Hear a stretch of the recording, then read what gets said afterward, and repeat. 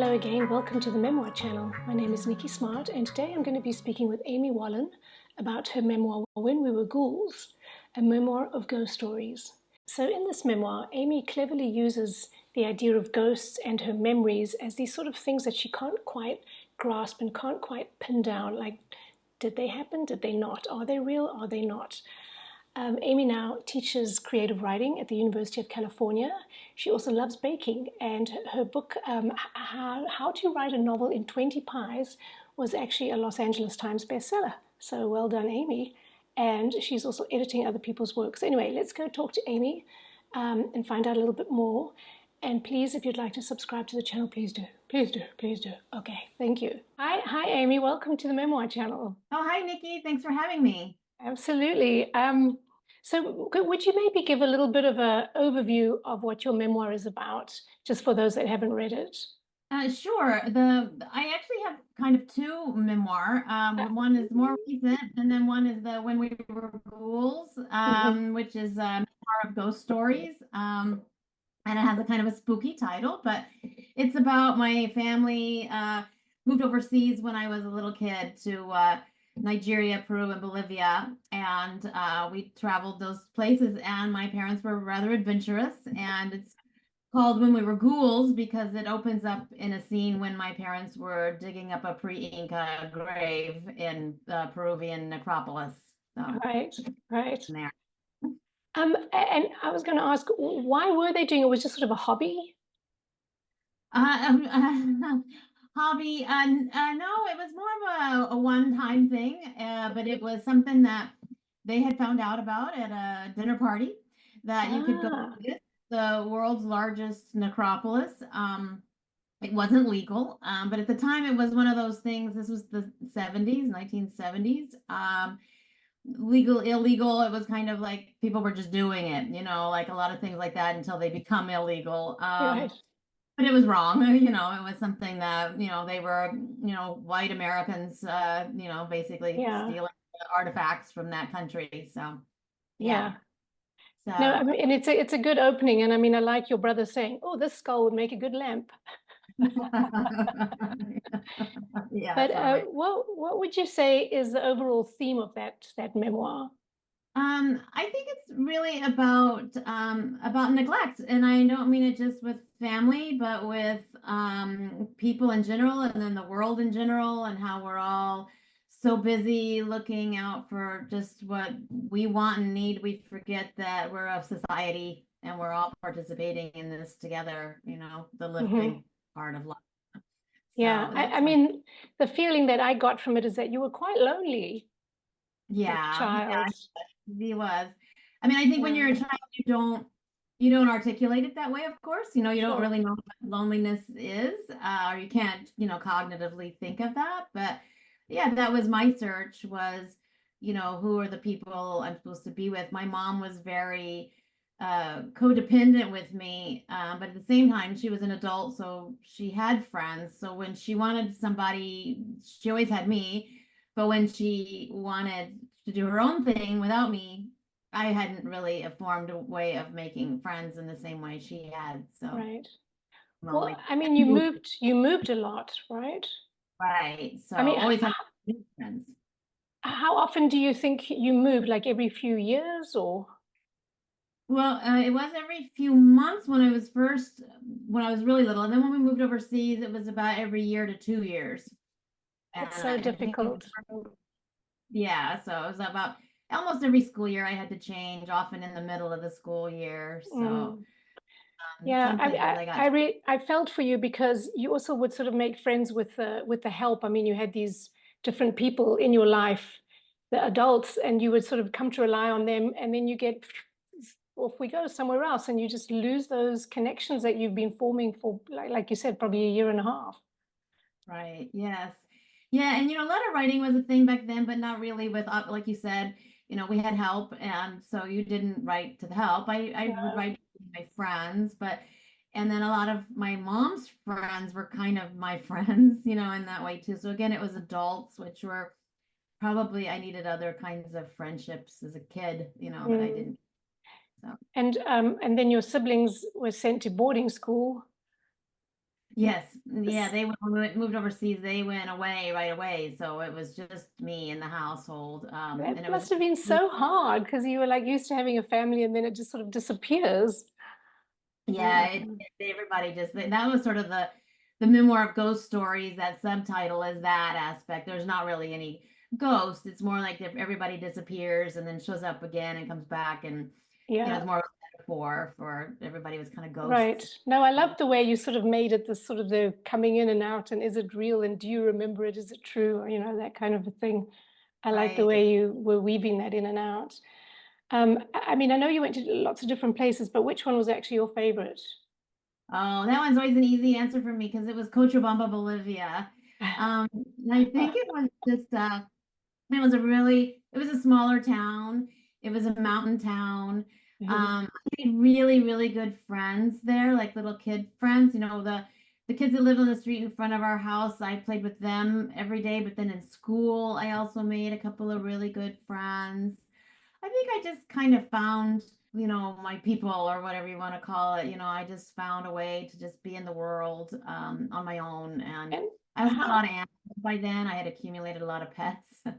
So that oh, helps with loneliness, I think, too. how So old were you at that point, more or less? I must have been 11, 9, 10, 11, right in there. Okay.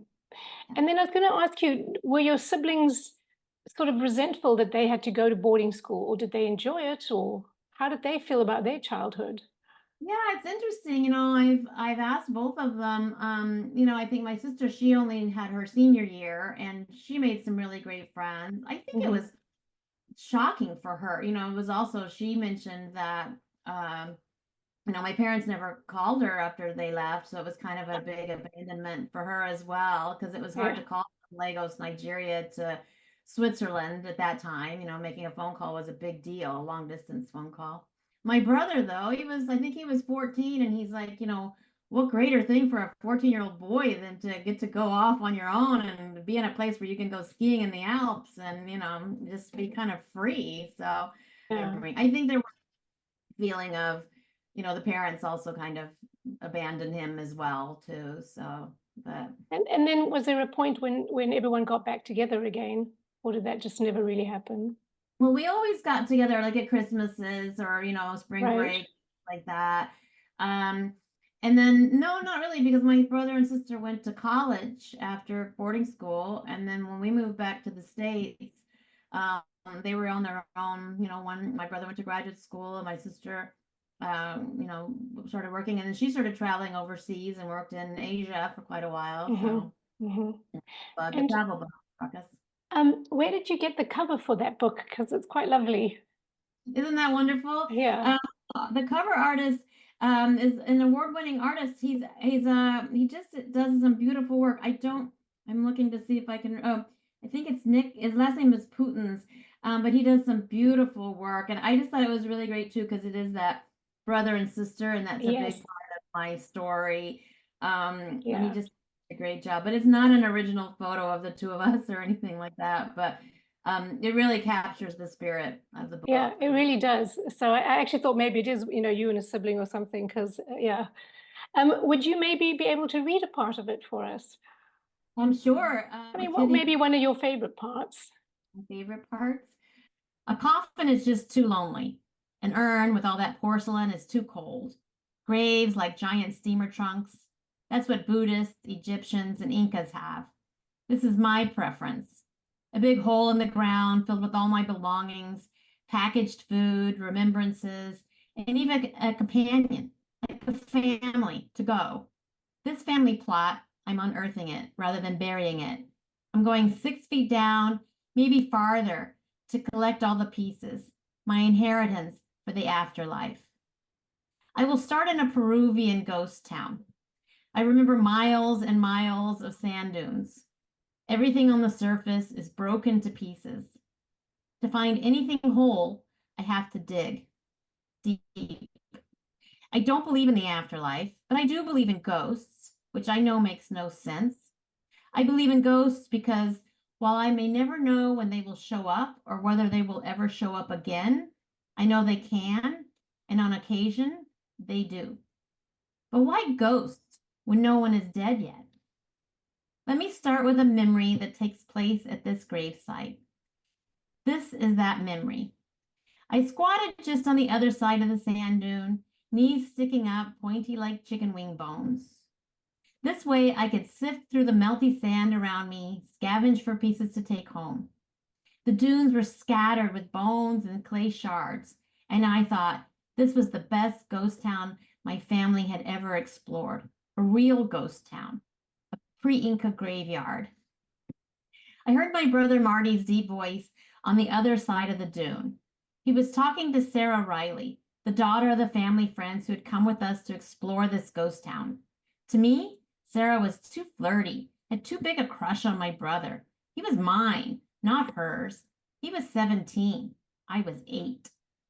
At first, I heard their voices like a radio, tuning in a distant station, in and out, and then they were gone. I climbed over the ridge, hoping to spy on my brother and Sarah. The sand dunes splayed out all around me were reminiscent of Saint-Exupéry's The Little Prince when the pilot's plane crashes in the Sahara. Only I was not in the Sahara. I was in a graveyard near the beach north of Lima, Peru. The sand warmed my feet up to my ankles, but the air blew cool and constant. I looked out over the swell of the dunes and tried to see the invisible wind, see how it swept the sand into waves. I spotted the picnic set up where we all just finished lunch. Everyone mulled around, picking up the remnants, the scraps, leaving the heavier bottles and baskets to weigh down the blanket, to keep it from getting carried off in the fierce wind. With my short and pudgy 8-year-old legs, I trudged back over to the far side of the deep sand dunes to hide. Hiding was what I did. Hiding was a place I could be by myself, where I chose to be alone. I also hid, hoping my mom would come looking for me. She never did, but I still tried. I also wanted to see a ghost. I figured if I were alone, a ghost was more likely to appear than in the noisy crowd on the other side of the dune. I didn't know whether I would be afraid if a ghost showed itself, but I wanted to find out. A ghost would be so much better than the pottery shards and bones lying around. I imagined a specter would be there for only a moment, then disappear, leaving only my memory, and I would have to convince everyone or save the vision for my own. Maybe it would be better not to share the experience, because the adults would only convince me it wasn't true, that I hadn't seen what I'd seen. My family was always doing that, telling me it couldn't have happened that way. Check this out, I heard Marty call, and then he quicksanded his way over the soft crest of the tall dune, Sarah Riley right behind. In his hands, he held up a skull. A skull, I said. Human skulls were scattered everywhere, so I didn't really see the point in getting excited. The dunes were so littered with bones, you could barely walk a few feet without finding a clavicle or rib or ulna. It's not just a skull, Marty said. Look, he held the skull skyward with his left hand, and then with his right, he attached the jawbone, making it whole. Now that was a find. Even I knew the jaw always got lost. Rarely could you find a human skull with its mandible intact. Nothing held the two jawbones together except skin, cartilage, and muscle, which easily disintegrated under most circumstances. Marty had a real find. I'd never seen a skull intact in all my 8 years of ghost town scavenging. Something about this place had kept the skull whole. Something about this place kept the bodies embalmed. Something prevented decomposition. It'll make a great lamp, my brother said. Really? And for the first time, Sarah Riley backed away from my brother. A great lamp, I agreed, my love for him monster-sized. This is my favorite part of the memory because it's just as weird and macabre as my brother and me. Yeah. I mean, I thought that was such a sad line when you said you were hiding and you wanted your mom to come find you and she never did. I'm like, oh, I'm sorry. Yeah, no, she was busy with her own life. It's hard. Yeah, She was kind of a single mom because my dad worked out in the jungle. And she was trying to find her way too, right? It's the sure. 70s. She's probably 30 something years old, trying to figure out her way in this world of Nigeria, Peru, speaking another language and, Yeah, learning how to drive in a different country on the wrong side of the road. I mean, all those kinds of things. yeah, So, Yeah. No, she was figuring it out too. So now I know that you're also on your website you say you're a baker. Right. So Right. when did that love for baking, when did that start? Well, that really, oh, it's sort of funny. My mom as well. She used to always feed me chicken pot pies when I was a kid, the frozen Swanson chicken pot pies. And so I just became infatuated with chicken pot pies. It was my comfort food, as it is for a lot of people. I'm more of a savory person than a sweet person, but Mm-hmm. when I got older, my taste buds kind of matured. So I decided to start making my own pie and making my own version of it. And I'd always just made chicken pot pie for many years. That was really the only pie I made. And then I sort of expanded from there, and then people started requesting pies, and Americans always request sweet pies. When they think of pie, Yeah. they think of pie. So I had to learn how to make fruit pie, which is really easy. So that was a nice switch too. But yeah, I still So love can pies. you, I mean, I can see that behind your head there it says How to Write a Novel in 20 Pies. So could you tell us a bit about that book? That came out fairly recently, right? Right, 2022? it's about a year or so old, like maybe a little longer. It's a book I wrote because my very first book is a novel, and it's hard writing a book, and I just the struggle of getting through it, and that constant perseverance of making sure it's going to happen, and the publishing world is scary, and getting through all of that, and just keep going. And I really felt like I had survived writing my first novel, and really also when I was writing Ghouls, through baking pies. But the first novel, or the first book, was especially so because I would get so frustrated with the creative process. I just didn't feel like this book was ever going to end. I just would never ever have a fully formed book and see the end. And Yeah. I just started finding that if I baked a pie, which was also a creative process, and then I'd have it, Ah. and then I could finish it. I could feel that satisfaction of completion, Ah. and then I got to eat it. So Okay, so your baking is like your zen. it's my zen, right? Exactly. Ah, So yeah, okay. I get to be creative. And in I leave the book for a while. It gives me a place to leave the book for a little while, and then and sometimes I use that time when I'm baking or when I'm putting things together, or like, working with the dough or something, or maybe I'll work something out that I couldn't figure out in the book, a scene, or sometimes even leaving the novel for a while. Your brain will pop something in your head that you weren't thinking of because you've stepped away from it for a Hmm. little while. So it gives me a lot of different, ways back in or out of or through the creativity. Oh, I like And that. I like yeah, that. and I teach a lot, and I was at the time before when I got the idea for how to write a novel in 20 pies. I was teaching a novel writing class at UCSD, University of California in San Diego, and I was given the same lecture over and over, and I thought, oh, I should put this in a book because I love telling my stories and the process of what it takes to write a novel and getting through that, because it's fun. And so it's kind of it's a humorous book too. And So are there recipes in there then? there's Yeah. recipes that there's kind of a theme for each recipe. Like there's the black and blueberry pie, that's when you're trying to find an agent, and there's that constant rejection, and so the black and blue of bruises, so I Ah, got blueberry pie. And then there's a celebration pie, which is this huge coconut pie with an Oreo crust and lots of coconut and whipped cream. And then, and the artichoke crown pie. And then there's the chicken pot pie you have to have for your comfort food. And, that's such a I just have sweet to. idea. It's lovely. So yeah, it's fun. I had a lot of fun. And then it's illustrated. It has over 200 illustrations. A writer friend of mine who's also a comic artist, who's an incredible illustrator, Amy Wilson. He paired up with me to do the illustrations, and he did Oh. an incredible job and worked really hard on the whole project. So it's fun. So what do you have coming up next? I mean, are you promoting this book, The How to Write a Novel in 20 Pies?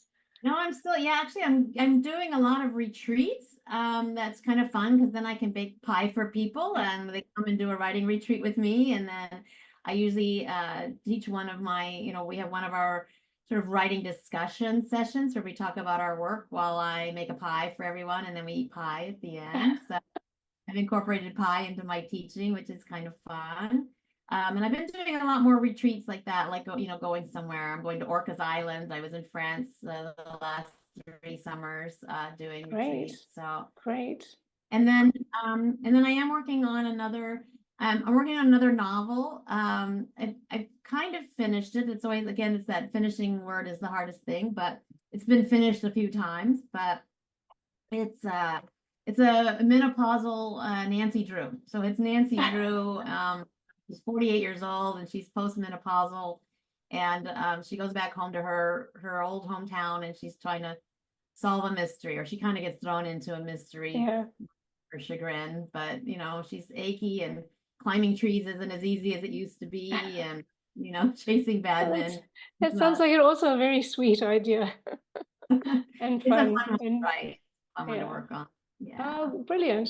So, is everything about you and your books and what's happening to you is available on your website? Yes, everything's there. Website. I also have a Substack where I put out every week about perseverance because I really feel like perseverance is the key. And Yeah. they're fun. They're just kind of things to keep you going each week. Although this house renovation I mentioned earlier that I'm doing is keeping me a little bit from it. But today I'm sitting down and putting that pie butt in the chair and writing another excerpt for that. But I, just keep people going. It's the alphabet. It's the alphabet of perseverance, and I just do a different letter each week and keep people Um, going. and how long did it take you to write? Let's see, let's ask about the very first novel. How long did that one take you? Because that was the one where you were like, I have to have pies in between because I'm freaking out. Yeah, that one took 7 years. So that, Okay, yeah, that's long. Yeah. yeah, exactly. Yeah, And it then took a what whole. about the When We Were Ghouls? Did that one move along a bit quicker? Well, that was kind of interesting because when I first really started writing, like seriously, I never expected to write a memoir ever. I thought I was going to write a book of essays. And so that opening scene is really the middle of the memoir. It's like the middle of the story Hmm. of the memoir, but I was just going to write an essay. And then it just kept growing into this, obviously I was digging up this story, right? And but I had started that story probably like 20 years before I started or like 10 years before I started the novel. And then started writing the novel and thought I was just a fiction writer. I didn't think I was ever going to write a memoir. And then I went through some things. I had been traditionally published by for the novel. Penguin had picked up that book and they wanted me to write these other novels, etc. And there was all this sort of gobbledygook in the publishing world. And I just said, stop, I want to write something else. So I started writing these other things. I went to graduate school, got my MFA, and again, I was just going to write essays. I was going to learn how to write really good essays, and I wrote a memoir. And loved the process. Loved my professor Sue William Silverman. Is fantastic. One that really deepened my knowledge of metaphor and where we go in memoir. And that took me, I want to say 20 years, but it really took me like 3 years, Right. so it's kind of, Yeah. it's hard to say on that one. And then this How to Write a Novel in 20 Pies is sort of a hybrid, like a memoir part, uh, sort of encouragement. And that, Right, exactly. Yeah. and then It's how long did how that to, one? Sorry, say that again. I was just gonna say it's kind of this hybrid how to cookbook memoir or something like that. Yeah. And But probably took that one actually has it probably took me a couple of years to write it, to really get it down to where I wanted it, and then find the illustrator. Because I had a photographer I was working with first, and then, but that one, it had an interesting publishing story. So while the writing didn't take as long, the publishing was an interesting process, which again I felt was very focused. It kind of proved my point about perseverance because I found this fantastic. I always try to go the traditional route, and I was had found this fantastic agent in New York. She was, one of the big agencies. She loved the book. I had gotten some really good feedback. She took the book on, sent it out to all the great in New York publishers, publishing houses. They were excited, but rejected it. And we're like, well, we don't know what to do with this book. It's a little weird. We don't know where to market it, all of that. So she went on maternity leave and kind of left me behind. And I was like, Oh, I know, I was really sad. I kind of gave up a little bit, but I'm not real good at giving up. I'm a little clever. A friend of mine who's a senior editor at the Orange County newspapers knew of another agent here in Los Angeles, who I also knew of through some friends and stuff. And she said, Betsy would really love this kind of book because it's a little ah, different. It's funky books. this is Betsy Amster. Yeah, is it Betsy Answer? Exactly. Yeah, yeah. And so I sent it to Betsy and she's like, I love this book. And then she got 4 different publishers to do a little bidding war on it. And so it's just one of those, you just keep Yeah, going, not giving up, because it could have been so easy to give up with the first agent. And it's just about finding the right, it's like a marriage, right? Like finding the yeah, right for the person who knows what you've got to offer. yeah. So That's a this really was, good piece of advice, that the perseverance and to not lose the faith. And yeah, yeah, yeah. because It was a yeah. good lesson for me too, because you need reminding, right? I mean, it's really about being reminded of that. And I mean, because So, you're like in this void, you're all alone. right, exactly. Well, see, So my memoir is about being alone, and I think that's why I yeah, became a writer because I'm so good at being alone. it's true. So It's a lonely profession. it is. Well, I wish you the best of luck with everything. I look forward to reading about the menopausal Nancy Drew. I'm having fun with that one.